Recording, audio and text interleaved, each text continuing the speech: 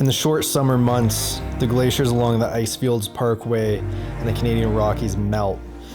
The melting ice creates frozen caves, ice bridges, and really fascinating ice sculptures. The winter season brings a much more stable and approachable environment for those shapes to be explored.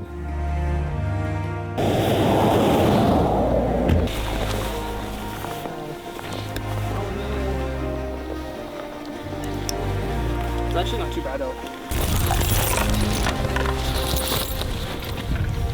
Took just a quick 4-hour drive from the city to get here, and a little bit of snow on the way, but weather's looking pretty good. We're heading up,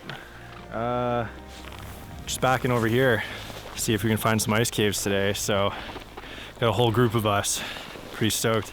We were out here almost a year ago with this guy. Showed us around.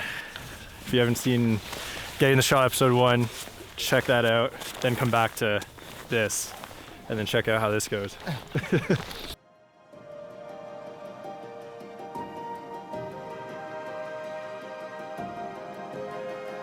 Coming this way. It's like an explosion.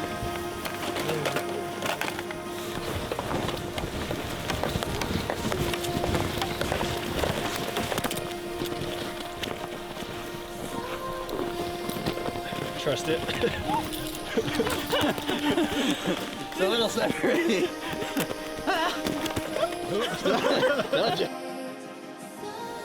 The Icefields Parkway runs parallel to the Columbia Icefield.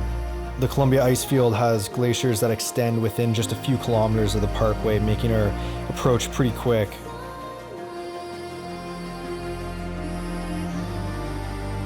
It didn't take long for us to spot the opening of a pretty large ice cave.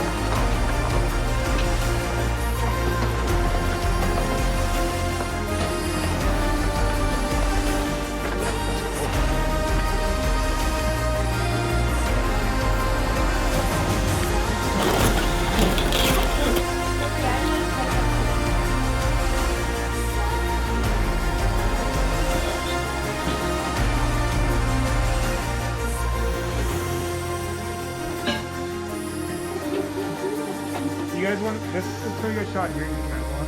This is a pretty good shot here. Not to go in the ice, but like, What's that? I was like, I'm not gonna go like right over the ice, and I might just scooch in here. Grab one quick. That's like sweet. It's cool in there too because you kind of got like a double cave with this. With that,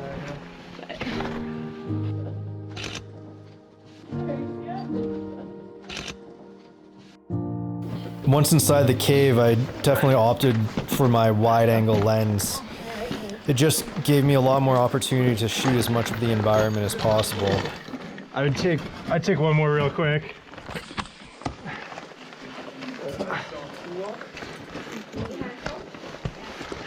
Yeah, just same thing, just looking out to your left a little bit.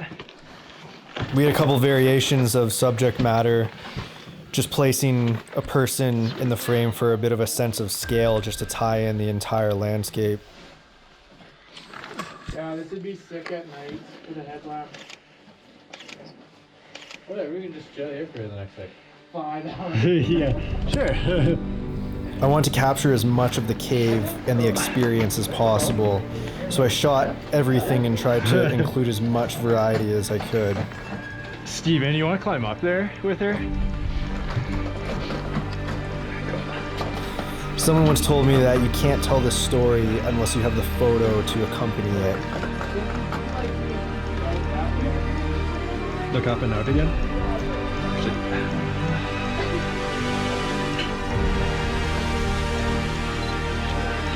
to your right.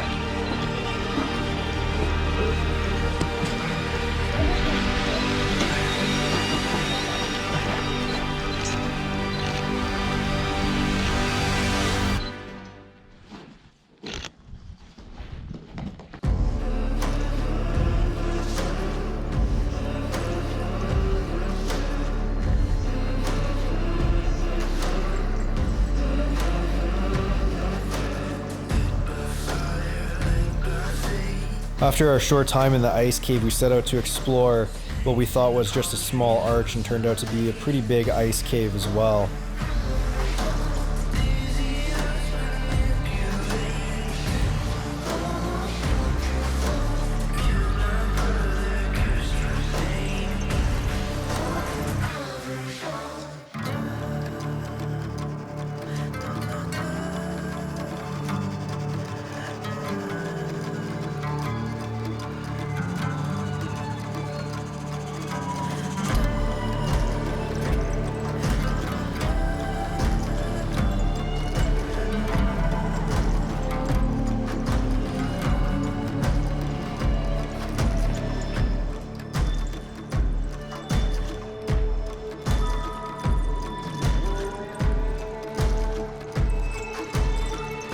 All right, we got some pretty cool variations of some shots here at the second little cave that formed here. So we got a couple, I got Max standing underneath the cave, looking up at Stephanie, just kind of like a cheeky couple photo.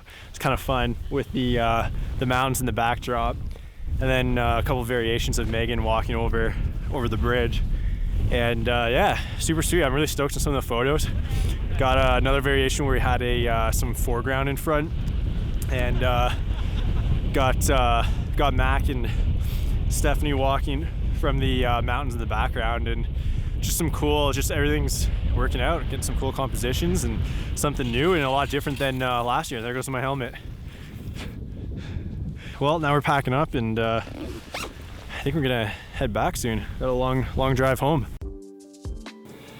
Hey, thank you guys for hanging out with me today. Super fun heading out to the glaciers and spending some time on the Icefields Parkway and finding those caves today. So thanks for joining me. And I'm working on some edits right now. I'm gonna go through and work on some of the post-processing of the images I took today. And I thought I'd do a separate video where you can join me if you like, if you're interested, and see how I process those images and some tips and some tricks that I use and what I do for editing winter landscapes and wintry photos where there's a lot of snow. So if you're interested in that, we'll see you on the next video. I'll have a link for that in the description below. And thanks so much for subscribing, for liking the video and all that stuff. We'll see you on the next one. Cheers.